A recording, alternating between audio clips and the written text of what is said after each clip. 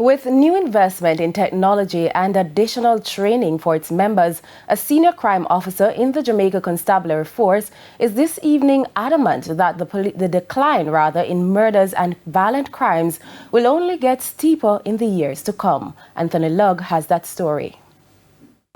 I expect to see the murder reduction going down to below 500 in short order. A bold outlook from the head of the Criminal Investigations Branch, Senior Superintendent Wayne Josephs, as the police intensify its efforts in the crime fight.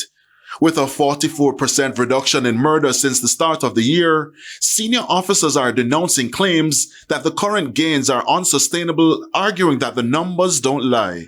The operations, the intel, and the investigations, we are working in tandem to create great results so that we can see better results in terms of our reduction. And I can tell you that it will be sustained.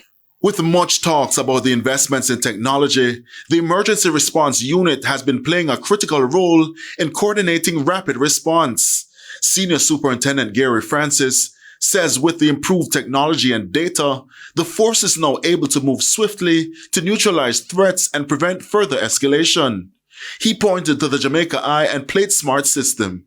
Because we are able to, one, identify some of these cases in real time and dispatch to them. And two, we are also able to identify where the closest unit is to dispatch there.